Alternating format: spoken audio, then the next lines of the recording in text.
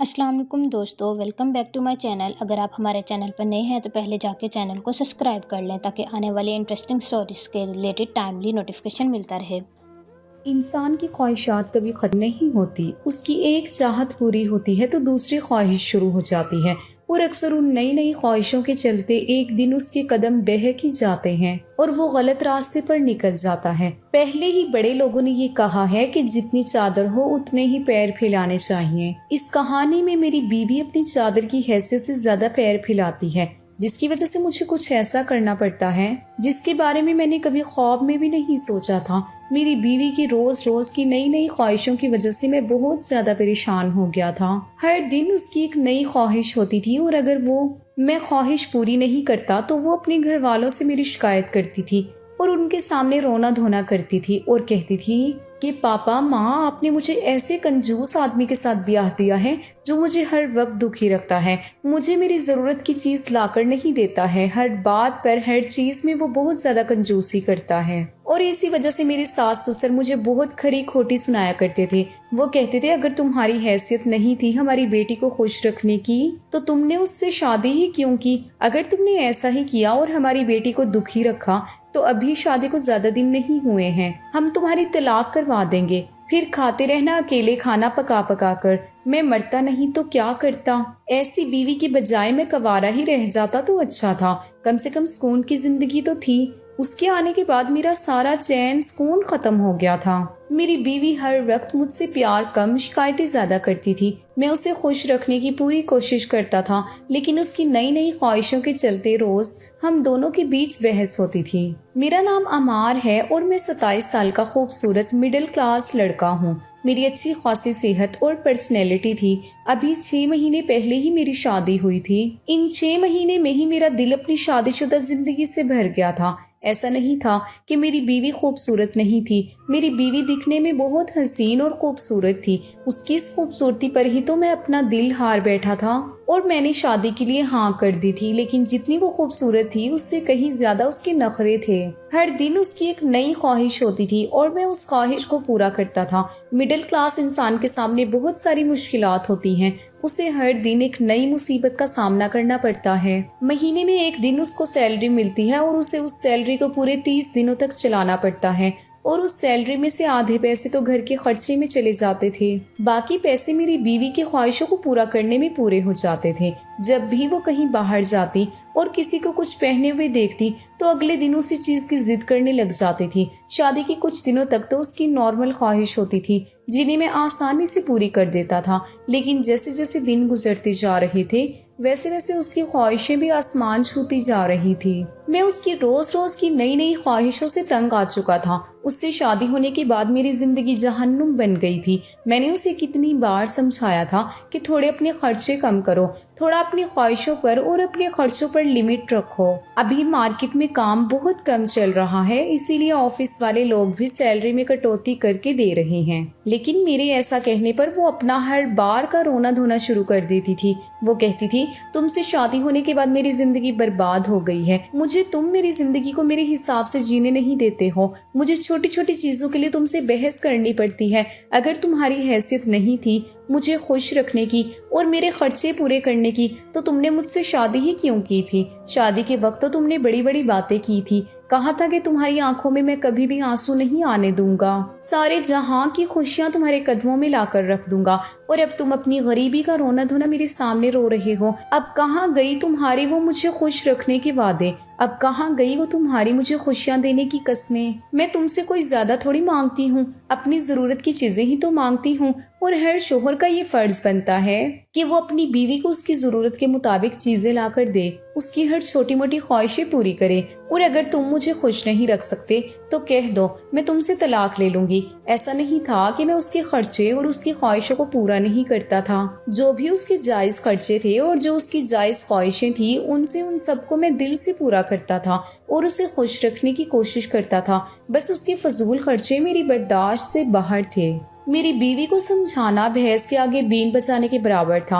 आज मैं ऑफिस से थोड़ा जल्दी घर पर आ गया था। घर पर जैसे ही मैं पहुंचा तो मेरे बेडरूम में से 2-3 लोगों के बात करने की आवाज आ रही थी। जैसे ही मैं बेडरूम में जाने लगा तो मुझे अंदर से मेरी बुराई सुनाई देने लगी। दरअसल अंदर मेरी बीवी और उसके माँ बाप आए हुए थे। मेरी बीवी अपने मामा पापा के सामने हंस हंस कर मेरा मजाक उड़ा रही थी, मुझे कंजूस कह रही थी। मुझसे मेरा मजाक बर्दाश्त नहीं हुआ और मैं कमरे के अंदर चला गया। कमरे के अंदर जाने के बाद वो सब मुझे अचानक देखकर चुप हो गए। मैं अपने सास ससुर के हाल चाल पूछने लगा और फिर अपनी बीवी सिद्रा से पूछने लगा कि आज तुम्हारे मामा पापा आए हुए हैं तो खाने में क्या बनाओगी। तब मेरी बीवी बोली, मैं तो सोच रही थी आज आप बाहर से कुछ स्पेशल ऑर्डर कर दें, कौन सा मामा पापा रोज आते हैं। बस मेरी बीवी को तो बहाना चाहिए मेरी जेब से पैसे खर्च करवाने का।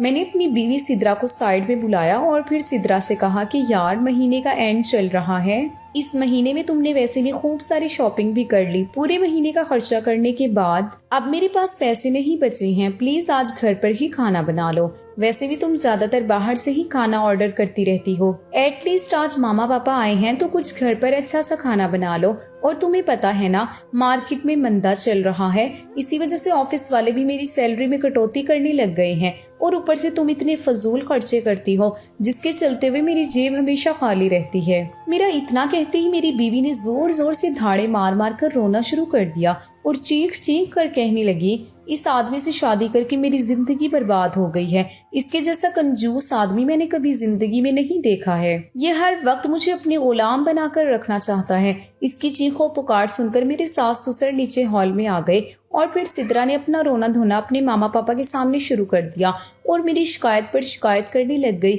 सिद्रा अपने पापा से कहती है, पापा इस आदमी के साथ मेरी शादी करके आपने बहुत बड़ी गलती कर दी। ये इंसान मुझे कभी खुश रखता ही नहीं है, हमेशा मुझे अपने गुलाम बनाकर रखता है, मुझसे ये छोटी छोटी बातों पे झगड़ा करता रहता है। ये इंसान कभी भी मुझे कुछ भी लाकर नहीं देता है, मैं अपनी जरूरी चीजों के लिए हमेशा तरसती रहती हूँ। ये इंसान बस मुझे घर की नौकरानी बनाकर रखता है, इसके हिसाब से मैं सारे दिन किचन में पड़ी रहूं और इसकी खिदमत करती रहूं। देखो ना पापा, ये मुझे कहीं बाहर भी नहीं लेकर जाता है, हमेशा घर में ही कैद करके रखता है और जब भी मैं इनसे बाहर घूमने को कहती हूँ तो ये कहता है इस बार थोड़ी जेब तंग है, अगले महीने में पक्का चलेंगे। और आपके आने पर मैंने इससे इतना ही तो कहा था कि आज मामा पापा आए हैं तो बाहर से कुछ मंगा लेते हैं, कौन सा आप रोज रोज आते हैं। बस इतनी सी बात पर मुझे ये खरी खोटी सुनाने लग गया है। ये इंसान हर बात पर हमेशा कंजूसी करता है, इससे शादी करके आप लोगों ने मेरी जिंदगी बर्बाद कर दी है। तब मेरे ससुर ने मुझे डांटते हुए कहा कि अमार, जब तुम सिद्रा का हाथ मांगने आए थे तब तो तुम बड़ी बड़ी बातें कर रहे थे कि मैं सिद्रा को ऐसे रखूंगा, मैं इसकी आंखों में कभी आंसू नहीं आने दूंगा, मैं इसे हमेशा रानी बनाकर रखूंगा, इसे हमेशा खुश रखूंगा।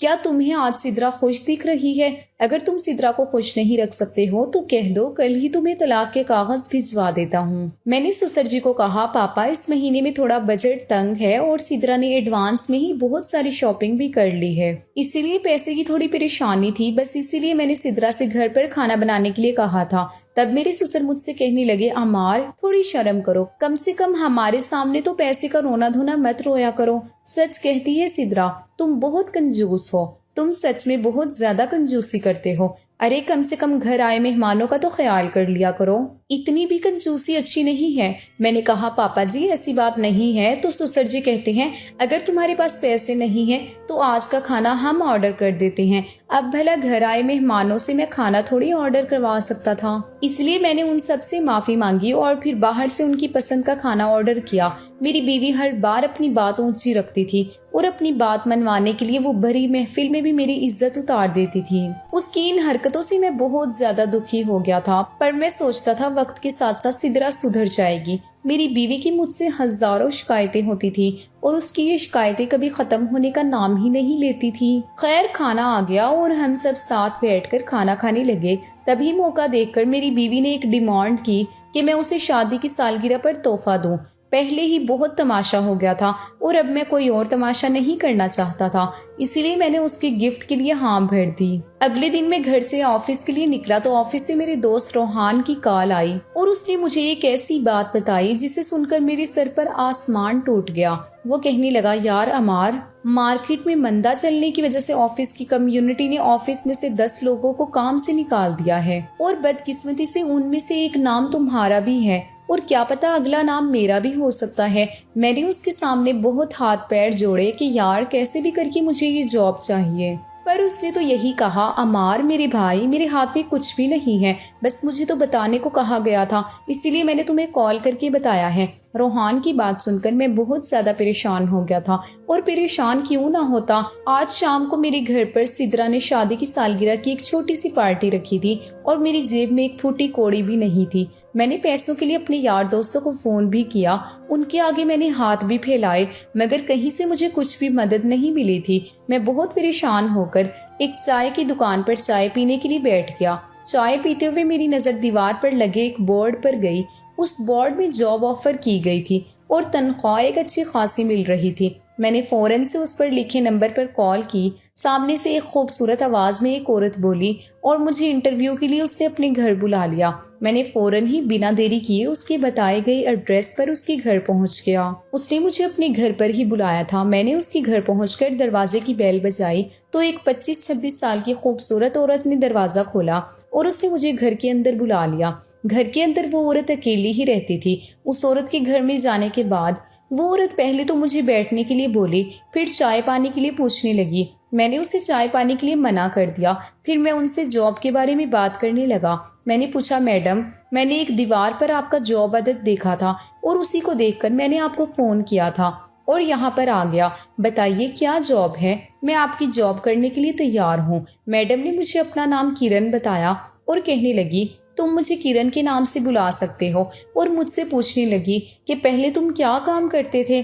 तो मैंने कहा कि मैं पहले सॉफ्टवेयर इंजीनियर का काम करता था, मार्केट में मंदी की वजह से मुझे काम से निकाल दिया है। तब किरण जी ने मुझे कहा, तुम्हारे लिए मेरे पास एक बहुत अच्छी जॉब है और उस जॉब से अच्छी दुनिया की कोई और जॉब नहीं है। इस जॉब में तुम्हें पैसे के साथ साथ बहुत सारा मजा भी आएगा। किरण की बात सुनकर मैं हैरान हो गया कि आखिर ऐसी कौन सी जॉब थी जिसमें मुझे मजे के साथ साथ खूब सारा पैसा भी मिलने वाला था। मुझसे रहा नहीं गया और फौरन मैंने किरण से पूछ ही लिया, किरण, आखिर वो जॉब क्या है जिसमें खूब सारे पैसे के साथ साथ मुझे ऐश भी करने को मिलेगा। किरण जी मेरी बात सुनकर कातिलाना मुस्कुराने लगी और मुस्कुराते हुए कहने लगी, तुम्हें तन्हा औरतों की तन्हाई दूर करनी है। जो औरतें प्यार के लिए तड़पती हैं उन्हें तुम्हें प्यार देना है। मैंने किरण से हैरान होकर पूछा, मैं कुछ समझा नहीं, जरा खुल के मुझे जॉब के बारे में डिटेल से बताइए। किरण जी फिर से मुझसे कहने लगी, इसमें इतना हैरान होने की जरूरत नहीं है, बस तुम्हें अपना जिस्म बेचना है।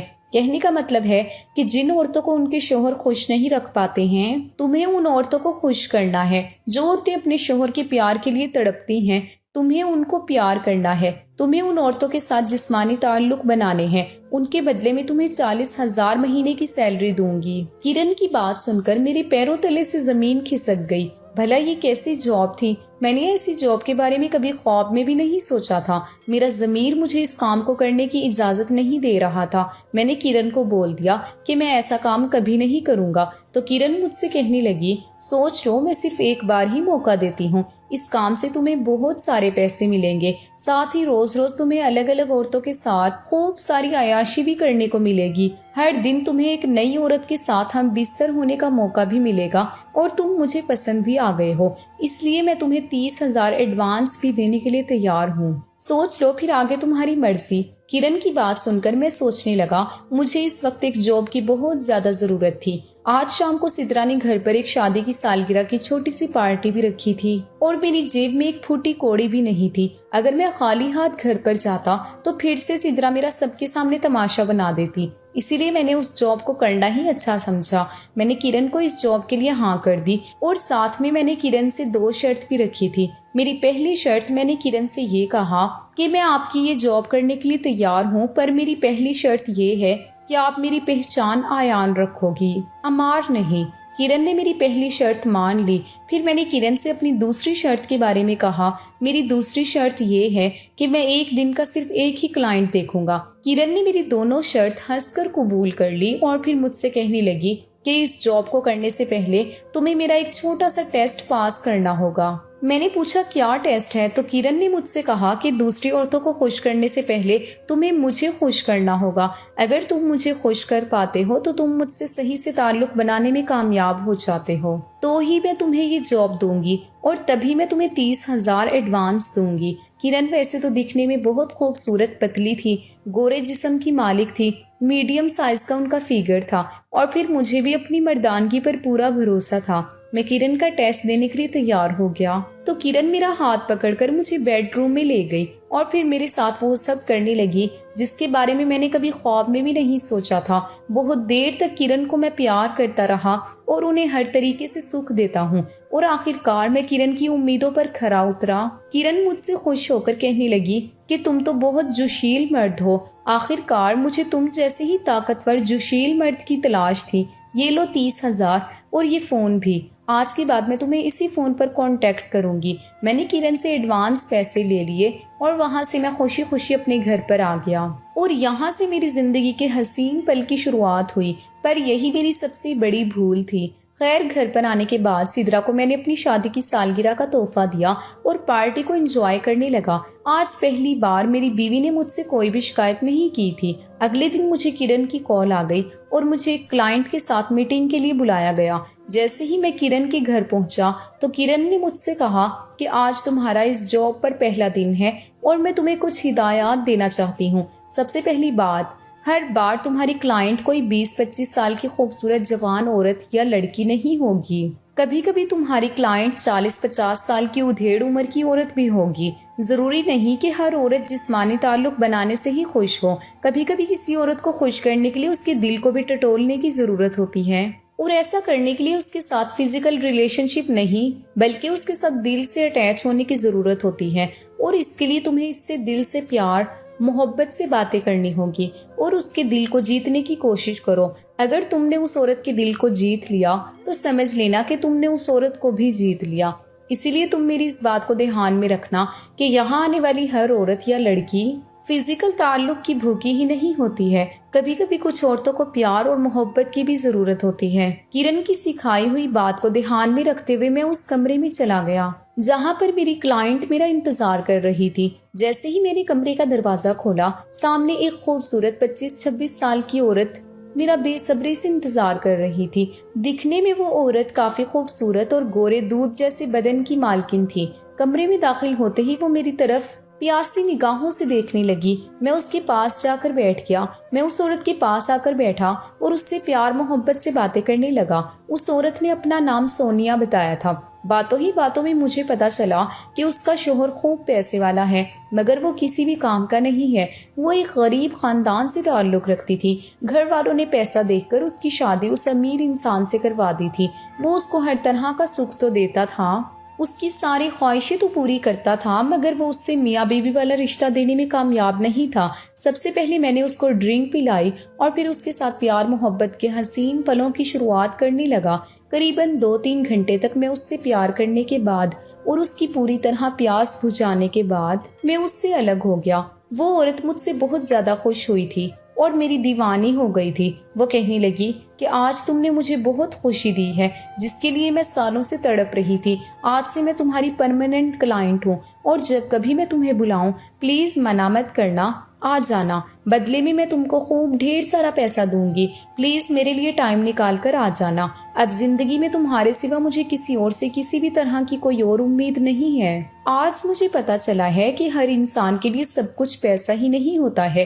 पैसे के अलावा भी इंसान की जिंदगी में बहुत कुछ मायने रखता है। पर मेरी बीवी के लिए तो पैसे से बढ़कर कुछ नहीं था। उसके लिए शोहर की खुशी, प्यार, मोहब्बत ये सब फजूल की बातें थी। बस उसको तो पैसा ही पैसा चाहिए था। उसको अपनी ख्वाहिशों के आगे कुछ भी नहीं दिखता था। यहाँ पर मैंने अपना नाम बदल लिया था और सबको आयान नाम बताया था।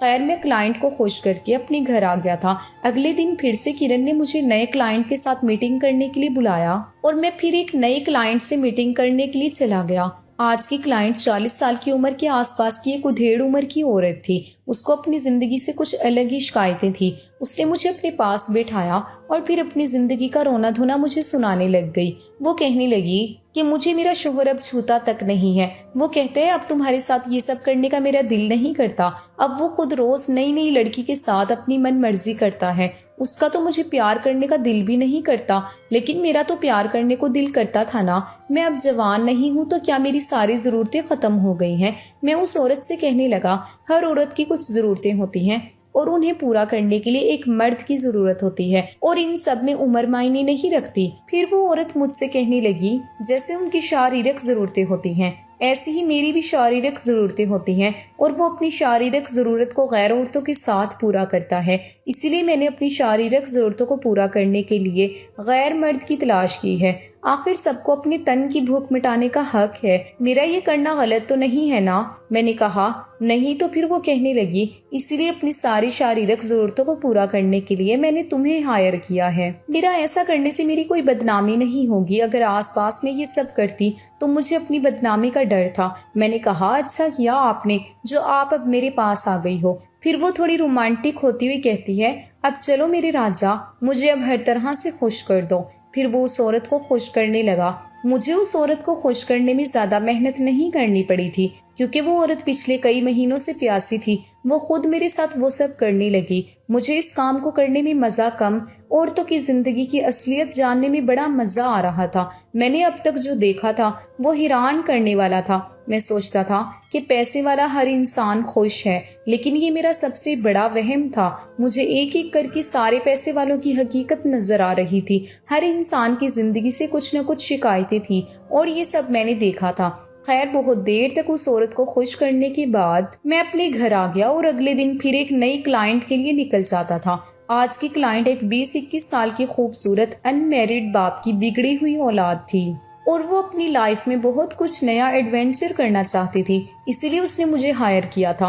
उसकी ख्वाहिशें तो कुछ अलग लेवल की ही थी। उसने मुझसे वो सब करवाया था जो आज तक किसी भी औरत ने मुझसे नहीं करवाया था। कुछ काम करने में तो मुझे बहुत ज्यादा बुरा भी लगा था, पर वो मुझे मुंह मांगा पैसा दे रही थी, इसीलिए मैं उसकी जरूरत के हिसाब से उसे खुश करने में लग गया। उसको खुश करना बहुत मुश्किल काम था, और थक हार कर मैं अपने घर आ गया था। और इसी तरह रोज रोज नई नई औरतों के साथ मुझे जिस्मानी ताल्लुक बनाने पड़ते थे। मेरा काम ही कुछ ऐसा था जिसमें मुझे रोज रोज नई नई औरतों के साथ वक्त गुजारने का मौका मिलता था। उन औरतों में कुछ तो जवान होती थी, और कुछ उधेड़ उम्र की औरतें होती थी, और कुछ कॉलेज की और अमीर बापों की बिगड़ी हुई लड़कियां भी होती थी। कभी कभी तो मुझे ग्रुप में इनवाइट किया जाता था, और एक साथ कई लड़कियों को या कई औरतों को खुश करना पड़ता था।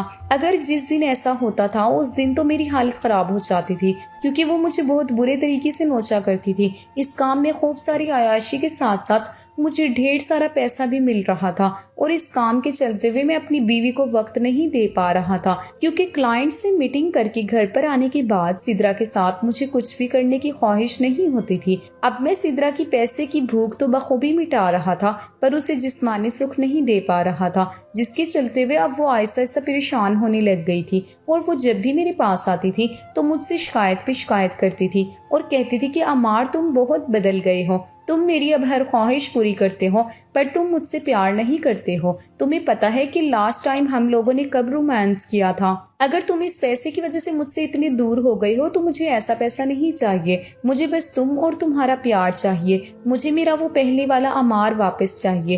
प्लीज लौट आओ मेरे वो पहले वाले अमार बनकर। मुझे उसकी ये बातें सुनकर हंसी आ जाती है, और मैं उससे कहने लग जाता हूँ, सिद्रा, तुम्हें पहले भी मुझसे हजारों शिकायतें होती थी, और आज भी तुम्हें मुझसे हजारों शिकायतें हैं। तुम्हारी कभी मुझसे शिकायतें भी खत्म होंगी? इतना कि मैं उस पर चिल्लाता हुआ कहने लगा, चुपचाप सो जाओ और मुझे भी आराम से सोने दो। कल मुझे काम के लिए भी जाना है, और तुम्हें अगर पैसे चाहिए तो बोल दो। तुम अब दिल खोल कर पैसे खर्च करो, पर खुदा के लिए मेरा भेजा मत खाओ।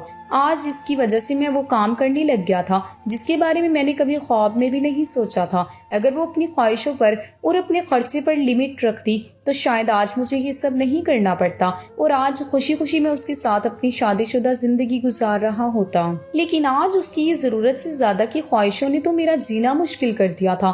दोस्तों, ये काम जितना आसान और अच्छा दिखता था, हकीकत में उतना अच्छा नहीं था। कभी कभी तो मुझे अमीरों की औरतों को खुश करने के लिए उनके घर पर भी जाना पड़ता था। वहां पर जाने के बाद मुझे काफी जलील भी होना पड़ता था। कभी कभी तो कुछ औरतें मुझे खिलौने की तरह रिएक्ट करती थी और मेरे साथ बहुत ज्यादा ज्यादती करती थी। मैं इस काम से बहुत दुखी हो गया था, लेकिन चाह कर भी मैं अब इस काम को छोड़ नहीं पा रहा था। उधर कभी कभी तो मुझे किरण को भी वक्त देना पड़ता था और मुझे उन्हें भी खुश करना पड़ता था। आज मैं अपनी बीवी की वजह से बहुत बुरी दलदल में फंस चुका था। खैर, मेरी जिंदगी में जो कुछ हो रहा था उसे मैं अल्लाह की मर्जी समझकर होने दे रहा था। मैं घर पर अपने बेडरूम में आराम कर रहा था।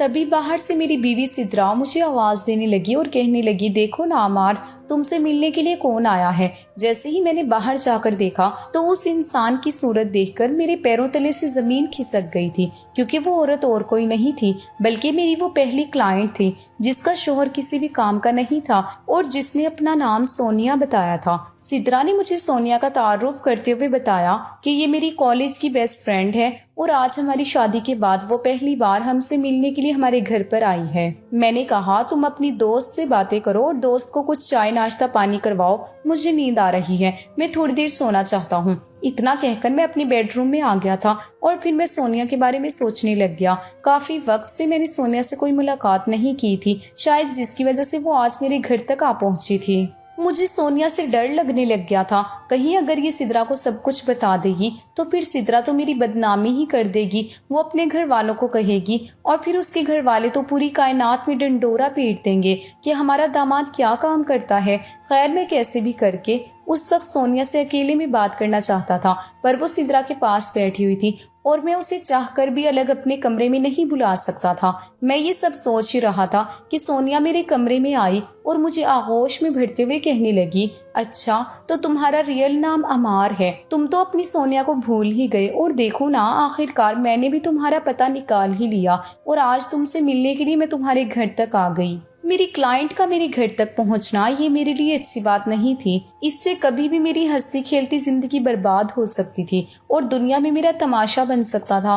मैंने सोनिया से कहा, सोनिया तुम मेरी क्लाइंट हो और इससे ज्यादा तुम मेरे लिए कुछ भी नहीं हो। तो सोनिया कहने लगी कि पहली मुलाकात में ही मैं तुम पर अपना दिल हार बैठी थी। काफी दिन से मैं तुमसे मुलाकात करने की सोच रही थी, पर किरण बोल रही थी कि तुम अभी बिजी हो, तुमको अभी टाइम नहीं है, इसीलिए मैं तुम्हारे घर तक आ पहुंची। मुझे अपनी आगोश में भर लो और मुझे खूब सारा प्यार दो, मैं तुम्हारे लिए तड़प रही हूँ। मैंने कहा, सोनिया ये मेरा घर है और बाहर मेरी बीवी है, अगर उसको ये सब पता चल जाएगा तो मेरी जिंदगी बर्बाद हो जाएगी। खुदा के लिए तुम अभी यहाँ से जाओ और मैं तुमसे कल मिलकर बात करता हूँ। मेरे इतना कहते ही सोनिया वहां से चली गई थी। अगले दिन मैं सोनिया से मुलाकात करने के लिए चला गया। सोनिया से मुलाकात करके मैंने सोनिया को समझाया कि सोनिया मैं तुम्हारे साथ रोज रोज ये सब नहीं कर सकता हूँ, मैं एक सर्विस देता हूँ और उसका चार्ज किरण जी लेती हैं। तुम्हारे अलावा मेरे पास और भी बहुत सारी क्लाइंट हैं, मुझे उनके साथ भी वक्त गुजारना होता है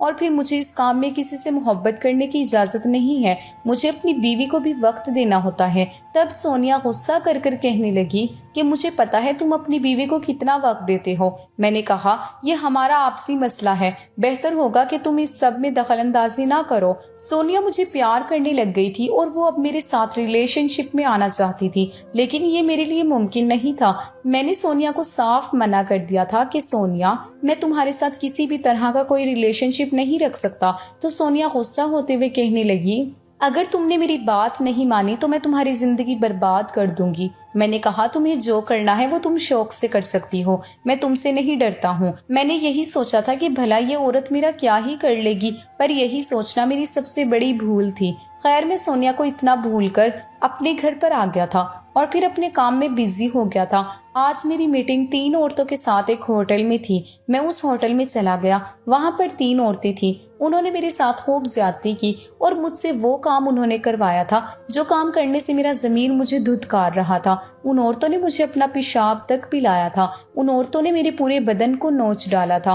खिलौने की तरह मुझसे उन्होंने खूब खेल खेला था। उन्होंने तो आज मेरा जूस निकाल कर रख दिया था और उन्होंने मुझे बहुत ज्यादा परेशान कर दिया था। मुझे आज इस काम से बहुत ज्यादा नफरत महसूस होने लगी थी। इस काम में कभी भी मेरी मर्जी नहीं चलती थी, सारी मर्जी बस क्लाइंट की ही चलती थी। खैर, बड़ी मुश्किल से वो तीनों औरतें 5 घंटों में फारिग हुई थी और मैं पूरी तरह से टूट गया था। थक हार कर मैं अपने घर आ गया और किरण जी को मैंने मना कर दिया कि कल मैं कोई मीटिंग नहीं करूंगा। अगले दिन मुझे किरण की कॉल आ गई। मैंने कॉल उठाकर किरण को कहा, किरण जी मैंने आपसे मना किया था ना कि आज मैं कोई काम नहीं करूंगा और किसी भी क्लाइंट को नहीं देखूंगा, लेकिन फिर भी आप मुझे बार बार कॉल किए जा रही हो। मैं इंसान हूँ, कोई मशीन नहीं हूँ कि दिन रात काम करता रहूं। किरण बोली, प्लीज कुछ देर के लिए आज आ जाओ, एक बहुत बड़ी रईस क्लाइंट है और वो तुम्हें मुंह मांगी रकम देने के लिए तैयार है, प्लीज मेरे लिए आ जाओ ना। किरण की रिक्वेस्ट के आगे मैं मजबूर हो गया था और मैं उस क्लाइंट से मिलने के लिए वहां किरण के पास चला गया। जाते ही किरण ने मुझे एक ड्रिंक ऑफर की और कहा, इससे तुम्हारे अंदर कुछ एनर्जी आएगी। मैंने वो ड्रिंक पी। ना जाने उस ड्रिंक में ऐसा क्या था कि उसे पीने के बाद मुझ में ना जाने कहां से बहुत ज्यादा एनर्जी आ गई थी। और ड्रिंक पीने के बाद किरण ने कहा, उस कमरे में तुम्हारी क्लाइंट तुम्हारा इंतजार कर रही है। जैसे ही मैंने उस कमरे का दरवाजा खोला और सामने बैठे क्लाइंट को देखा, मेरे पूरे बदन पर पसीने आ गए। उस क्लाइंट को देखकर मेरा जिस्म कांपने लग गया था। उस क्लाइंट के चेहरे को देखकर मुझे चक्कर से आने लगे थे और दरवाजा बंद करके बाहर किरण के पास आ गया। किरण ने कहा, क्या हुआ, तुम वापस बाहर क्यों आ गए? इतनी देर में वो क्लाइंट मेरे सामने आ गई और मुझसे कहने लगी, अमार तुम ये सब काम करते हो? मुझे शर्म आती है तुम्हें अपना शोहर कहते हुए। वो क्लाइंट कोई और नहीं थी बल्कि मेरी बीवी सिद्रा ही थी। मैंने सिद्रा से कहा, सिद्रा आज मैं यहाँ पर जो कुछ भी कर रहा हूँ वो सब तुम्हारी ही वजह से कर रहा हूँ। ये सब तुम्हारी ही मेहरबानी है। तुम्हारी ख्वाहिशें कुछ इतनी थी कि मैं चाहकर भी उनको पूरा नहीं कर पा रहा था। तुमने कभी मुझे समझने की कोशिश ही नहीं की थी कि मैं तुमसे क्या कहना चाहता हूँ। मार्केट डाउन चलने की वजह से मुझे पैसों की मुश्किल हो रही थी और बहुत सारी मुसीबत का सामना करना पड़ रहा था, और फिर मैं तुम्हारी हर जरूरत की चीज तो तुम्हें लाकर दे रहा था ना, पर तुम्हारी बार बार की फजूल खर्ची मुझे बहुत ज्यादा परेशान कर रही थी। और अगर कभी पैसे की तंगी की वजह से मैंने किसी जरूरत को पूरा नहीं किया तो तुमने हर बार मेरा मजाक बनाया था। कभी भी तुमने दिल से मेरी इज्जत नहीं की। हर बार तुमने मुझे गैरों के सामने नीचा दिखाया है। हर बार तुमने मुझे परायों के सामने कंजूस कहा है। मैंने तुम्हारी जरूरत की कौन सी चीज में कंजूसी की थी, जरा बताओ तो सही। उस दिन शादी की सालगिरह पर तुमने मुझसे डायमंड का नेकलेस का गिफ्ट मांगा था।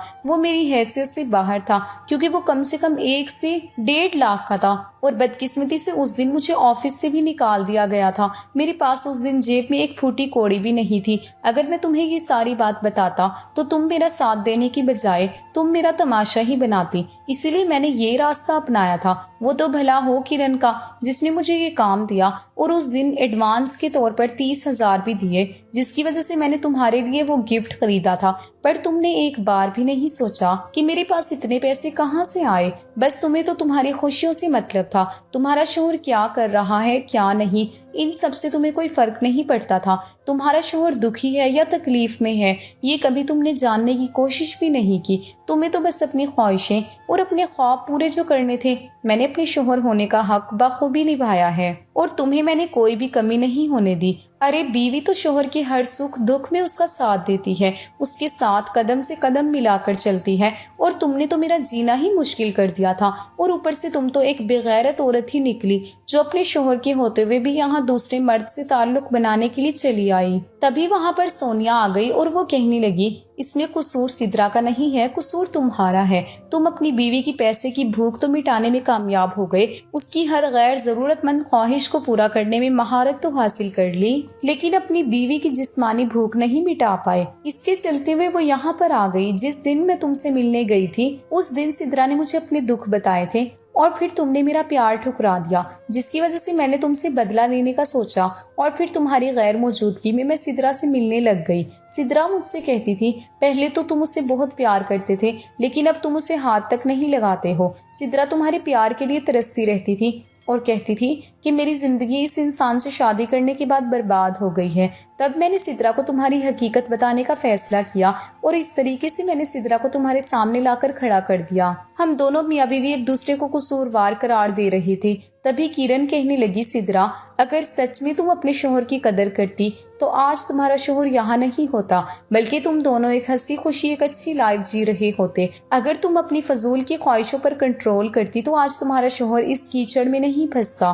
तुमने अपने हाथों से अपनी जिंदगी को बर्बाद किया है। मेरी बीवी ने मुझसे माफी मांगी और मुझे वापस अपनी इस पहले वाली जिंदगी में लौटने के लिए रिक्वेस्ट की। किरण को भी मेरी बीवी पर तरस आ गया और उन्होंने मुझे इस काम से आज़ाद कर दिया। मैंने इस काम से बहुत सारे पैसे कमा लिए थे और आज एक अच्छी खासी जिंदगी जी रहा हूँ। किरण मेरी अच्छी दोस्त बन गई थी और किरण का मेरे अलावा इस दुनिया में और कोई नहीं था। उन्होंने मेरे बुरे वक्त में मेरा साथ दिया था और बुरे वक्त में साथ देने वालों को भूलना मेरी फितरत नहीं थी। दोस्तों, आपको इस कहानी से क्या सबक मिला है, कमेंट करके ज़रूर बताइए। मेरा तो मानना बस यही है कि बीवी को अपने शोहर को अहमियत देनी चाहिए, कभी भी उसका किसी दूसरे के सामने मजाक नहीं बनाना चाहिए। अगर शोहर के पास पैसों की कमी है तो बीवी को भी इस प्रॉब्लम से निकलने में अपने शोहर की मदद करनी चाहिए, ना कि उसे परेशान करना चाहिए। उम्मीद करती हूँ कि आपको ये कहानी पसंद आई होगी। कहानी पसंद आई है तो वीडियो को लाइक ज़रूर कीजिएगा और अगर अभी तक आप लोगों ने मेरे चैनल को सब्सक्राइब नहीं किया है तो फ़ौरन सब्सक्राइब कर लीजिए। शुक्रिया। अल्लाह हाफिज़।